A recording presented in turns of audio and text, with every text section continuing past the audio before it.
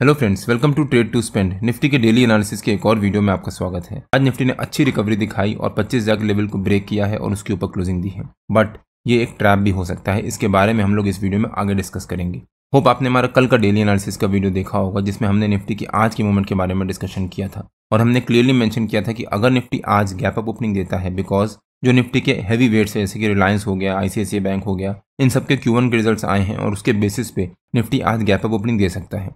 But वहां पर jump करके कॉल बाय या फिर पुट सेल मत कर दीजिएगा। वेट करिएगा जब निफ्टी एक रेंज बनाएगा या फिर वहां पर सस्टेन करेगा, तब हम वहां पर जाकर कॉल बाइंग या पुट सेलिंग करेंगे। निफ्टी ने आज हमारे नो ट्रेडिंग जोन के ऊपर ही एक गैप अप ओपनिंग तो दी, बट पहली 15 मिनट की कैंडल में शार्प फॉल दिखाया और हमारे नो ट्रेडिंग जोन के नीचे के लेवल को ब्रेक डाउन भी दिया। लेकिन निफ्टी वहां पर सस्टेन नहीं कर पाया और 9:30 बजे वाली कैंडल में निफ्टी ने वहां से बहुत अच्छा बाउंस दिखाया। अगर निफ्टी यहाँ पर 9:30 बजे वाली कैंडल में हमारी पहली 15 मिनट की कैंडल के लो को ब्रेक करके उसके नीचे सस्टेन कर जाता, तब निफ्टी में यहाँ पर फॉल आने के चांसेस थे। बिकॉज एक तो निफ्टी ने यहाँ पर जो फॉल दिखाया है, जो निफ्टी ने कल ये रेंज बनाई थी, इस रेंज को ब्रेक डाउन दिया है, हमारे नो ट्रेडिंग जोन के नीचे के लेवल को ब्रेक डाउन दिया है, प्लस ब्रेक डाउन देने के बाद उसको सस्टेन कर रहा है और उसको कंटिन्यू करने की कोशिश कर रहा है, जिस वजह से चांसेस थे कि यहाँ पर निफ्टी में और फॉल आता। और निफ्टी का जो हैवी वेट है रिलायंस, वो भी आज प्रेशर में ट्रेड कर रहा था। लेकिन निफ्टी ने वहां से बहुत अच्छी रिकवरी दिखाई, पहली 15 मिनट की कैंडल के हाई को ब्रेकआउट दिया और अपने 50 EMA के लेवल को भी ब्रेकआउट दिया, बट फिर निफ्टी ने वहां पर रेंज बनाना शुरू कर दिया।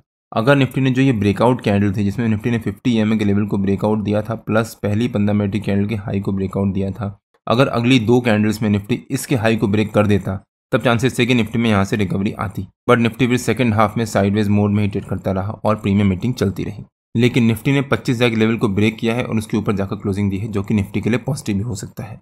हमने आज निफ्टी में या फिर इंडेक्स में कोई भी बाइंग या सेलिंग नहीं करी। मैं थोड़ा सा बिजी भी हो गया था, प्लस मैं अगर करता भी तो यहाँ पर इसको ब्रेकडाउन देने का कंफर्मेशन का वेट करता, या फिर यहाँ पर ब्रेकआउट होने के बाद उससे कंफर्मेशन का वेट करता, या फिर यहाँ पर भी जब निफ्टी ने 25,000 लेवल को ब्रेक करने की कोशिश करी थी, उसके बाद अगर नीचे सस्टेन करता निफ्टी, तब भी हम यहाँ पर जाकर पुट बाई करते। बट निफ्टी ने पूरा टाइम साइडवेज मोड में ट्रेड करता रहा, जहाँ भी ब्रेकआउट दिया वहाँ पर उसका कंफर्मेशन नहीं दिया। इसीलिए हमने आज निफ्टी में या बैंक निफ्टी में कोई भी बाइंग या सेलिंग नहीं करी।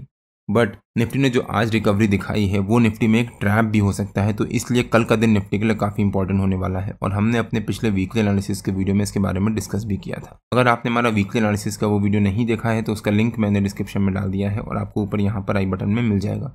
एक बार आप वो वीडियो जाकर जरूर देखिएगा। निफ्टी ने आज जो ये रिकवरी दिखाई है और सेकेंड हाफ में निफ्टी ने उसको सस्टेन किया है 25,000 के लेवल के ऊपर, प्लस यहाँ पर निफ्टी ने अच्छे से सपोर्ट भी लिया था, वो निफ्टी के लिए इंपॉर्टेंट होता है। लेकिन जो निफ्टी ने आज रिकवरी दिखाई है, अगर निफ्टी कल आज का जो ये निफ्टी ने ये रेंज बनाई थी, इस रेंज के ऊपर या फिर जो निफ्टी का आज की क्लोजिंग है उसके आसपास अगर निफ्टी शुरू में सस्टेन नहीं करता है, तब वो निफ्टी के लिए नेगेटिव हो सकता है और वहां पर फिर निफ्टी में ट्रैप हो जाओगे आप, अगर आप कॉल बाय करते हो तो। क्योंकि अगर निफ्टी ने यहाँ पर जो रिकवरी दिखाई है उसको सस्टेन किया है आज यहाँ पर, इसका मतलब निफ्टी या फिर बायर्स अपनी स्ट्रेंथ शो कर रहे हैं और बायर्स अपनी स्ट्रेंथ को तभी प्रूव कर पाएंगे जब वो उसके ऊपर जाएंगे। जो ये रेंज बनी है, इस रेंज की जब ऊपर जाएंगे बायर्स, मतलब जो मार्केट को या फिर निफ्टी को इसके ऊपर लेके जाएंगे, तब मतलब होगा कि निफ्टी में अब यहाँ पर बाइंग आ सकती है। इसीलिए जब तक कल निफ्टी फर्स्ट हाफ में अपने आज की इस रेंज के ऊपर सस्टेन नहीं करता है, तब तक वहाँ पर हम जंप करके कॉल या पुट कुछ बाइंग नहीं करेंगे। हम वेट करेंगे निफ्टी को एक रेंज बनाने का, और जब निफ्टी रेंज बनाएगा उसको ब्रेकआउट या ब्रेकडाउन देगा, तब हम बाइंग करेंगे। इसलिए मैं कह रहा हूँ कि निफ्टी में जो ये रिकवरी आई है वो एक ट्रैप भी हो सकता है। निफ्टी को सस्टेन होने दीजिए, ब्रेकआउट देने दीजिए, तब हम वहाँ पर जाकर बाइंग या सेलिंग करेंगे। अगर आपसे एक अपॉर्चुनिटी मिस हो गई तो कुछ नहीं होता, मल्टीपल अपॉर्चुनिटीज़ आएंगी और आपको मौका मिलेगा दोबारा एंट्री करने का और प्रॉफिट बनाने का। अब देखते हैं कि निफ्टी के कल के लेवल्स और मूवमेंट कैसी रह सकती है। निफ्टी ने आज दिन भर ये साइडवेज मोड में ट्रेड किया था, उसके बाद आखिरी में जो ये रिकवरी दिखाई थी, तो निफ्टी का जो हमारा 5200 EMA का लेवल है 15 मिनट के चार्ट पे 25,149, वो निफ्टी का हमारा कल का रेजिस्टेंस रह सकता है। प्लस जो निफ्टी का 50 EMA का लेवल है 15 मिनट के चार्ट पे 25,040, वो निफ्टी का हमारा कल का सपोर्ट रह सकता है। हो सकता है निफ्टी कल 25,149 एज अ रेजिस्टेंस और 25,040 एज अ सपोर्ट, इसी रेंज के बीच में ट्रेड करे।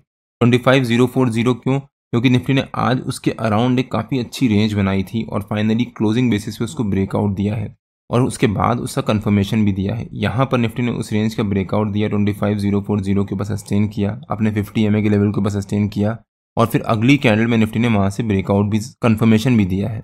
अगर निफ्टी में यही मूवमेंट मान लीजिए 2:30 बजे के आसपास आती, तब हो सकता है निफ्टी में बहुत अच्छी शार्प शॉर्ट कवरिंग आती। और 25,149 जो निफ्टी का 200 EMA का लेवल है वो भी यहाँ पर निफ्टी के सपोर्ट से काफ़ी लिंक्ड है और उससे अलाइन हो रहा है।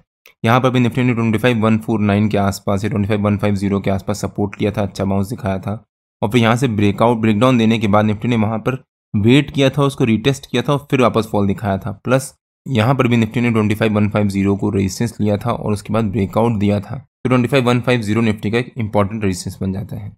अगर निफ्टी ने कल इसी रेंज के बीच में फ्लैट ओपनिंग दी तो वहाँ पर जंप करके कॉल या पुट कुछ बाय मत कर लीजिएगा, वेट करिएगा, निफ्टी को वहाँ पर सस्टेन होने दीजिएगा। अगर निफ्टी वहाँ पर एक रेंज बनाएगा और उसके बाद उस रेंज का ब्रेकआउट देगा तब हम यहाँ पर कॉल बाइंग करेंगे। बट निफ्टी को हमारा जो रेजिस्टेंस है या फिर जो 200 EMA का लेवल है उसको ब्रेकआउट देने दीजिएगा और उसके ऊपर सस्टेन करने दीजिएगा, कंफर्मेशन देने दीजिएगा कि निफ्टी ने वहाँ पर ब्रेकआउट दिया है और तब हम वहाँ पर जाकर कॉल बाइंग कर सकते हैं। वहीं अगर निफ्टी ने ब्रेकडाउन दिया तब यहाँ पर जंप करके पुट बाय मत कर लीजिएगा, वेट करिएगा। अगर निफ्टी के हैवी वेट्स जैसे कि रिलायंस हो गया, आज काफ़ी प्रेशर में ट्रेड कर रहा था, अगर रिलायंस ने कल पॉजिटिव मोमेंटम दिखाया तो हो सकता है निफ्टी में कल अच्छी मूवमेंट आ जाए और उसके अगेंस्ट अगर निफ्टी कल फ्लैट ओपनिंग देने के बाद वहाँ से प्रॉफिट बुकिंग दिखाता है तब निफ्टी में यहाँ से रिकवरी भी आ सकती है। लेकिन जो निफ्टी ने फाइनली क्लोजिंग बेसिस पे रिकवरी दिखाई थी उसको इग्नोर करते हुए अगर निफ्टी कल हमारे रेजिस्टेंस सपोर्ट के पास या उसके नीचे गैप डाउन ओपनिंग देता है तब भी यहाँ पर वेट करिएगा, बिकॉज तब निफ्टी अपने 50 EMA के लेवल के पास ट्रेड कर रहा होगा। 50 EMA का एक इंपॉर्टेंट लेवल हो जाता है और हो सकता है उसके बाद निफ्टी यहाँ पर रेंज बनाए और फिर यहाँ से रिकवरी ले ले। कल सेंसेक्स की वीकली एक्सपायरी भी है तो हो सकता है उसका भी इम्पैक्ट निफ्टी पे पड़े। अगर निफ्टी ने कल फ्लैट ओपनिंग दी और सेंसेक्स ने भी कल फ्लैट ओपनिंग दी और पहली 15 मिनट की कैंडल के अराउंड सस्टेन कर गया तब निफ्टी में भी साइडवेज मूवमेंट रह सकती है और हो सकता है फिर 10:30-11 बजे तक या फिर 12 बजे तक निफ्टी में भी साइडवेज मूवमेंट रहे और प्रीमियम मीटिंग चलती रहे। बट गैप डाउन ओपनिंग देने के बाद अगर निफ्टी ने यहाँ पर सस्टेन कर गया तब निफ्टी में शार्प फॉल आ सकता है और जो निफ्टी का पहला हॉल्ट रह सकता है वो 24,900 के आसपास। उसके बाद निफ्टी 25,000 लेवल तक आ सकता है और उसके बाद वहाँ पर सपोर्ट ले सकता है। लेकिन अगर निफ्टी ने 25,000 लेवल को भी ब्रेक कर दिया तो 24,900 तक निफ्टी काफ़ी शार्प तरीके से आ सकता है और हो सकता है निफ्टी में फिर उसके बाद 2-3 कैंडल में ही करीब 100 पॉइंट की फॉल आए। वहीं अगर उसके उल्टा निफ्टी ने कल इस रिकवरी को कंटिन्यू करते हुए हमारे रेजिस्टेंस के पास है उसके ऊपर गैप अप ओपनिंग दे दी, वहाँ पर निफ्टी की मूवमेंट इंपॉर्टेंट हो जाएगी, बिकॉज जो निफ्टी ने ये रेंज बनाई थी उस रेंज का ब्रेकआउट दिया था। ब्रेकआउट देने के बाद निफ्टी ने उसका कंफर्मेशन भी दिया था। अब निफ्टी उस रिकवरी को कंटिन्यू कर रहा है और अगर गैप अप ओपनिंग देने के बाद निफ्टी में सस्टेन करता है तो निफ्टी ने जो ये रेंज बनाई थी इस रेंज का जो ऊपर का लेवल है वो हमारा सपोर्ट का काम करने लग जाएगा, मतलब 25,090 के आसपास। तब हम यहाँ पर जाकर कॉल बाइंग कर सकते हैं with this support as a stop loss. हो सकता है उसके बाद निफ्टी में रिकवरी आए। लेकिन अगर निफ्टी ने हमारे रेजिस्टेंस के ऊपर ही अच्छी गैप अप ओपनिंग दे दी, वहाँ पर सस्टेन कर गया, तब निफ्टी के 200 EMA को हम सपोर्ट मान के वहाँ पर फिर से कॉल बाइंग कर सकते हैं और हो सकता है फिर निफ्टी में अच्छी रिकवरी आए। और अगर निफ्टी में रिकवरी आएगी तो निफ्टी का ऊपर का पहला हॉल्ट होगा 25,255 के आसपास और अगर निफ्टी ने उसको भी ब्रेक किया तब निफ्टी में अच्छी शार्प शॉर्ट कवरिंग आ सकती है और हो सकता है फिर निफ्टी में एक और 100 पॉइंट की रिकवरी आए। निफ्टी और बैंक निफ्टी के जो भी लेवल्स होते हैं वो रेगुलर बेसिस पे मैं अपने फ्री टेलीग्राम चैनल में पोस्ट करता रहता हूं। अगर आपने मेरा फ्री टेलीग्राम चैनल ज्वाइन नहीं किया है तो उसका लिंक मैंने डिस्क्रिप्शन में डाल दिया है और आप मेरे को टेलीग्राम में ट्रेड टू स्पेंड नाम से सर्च मार के भी ज्वाइन कर सकते हैं।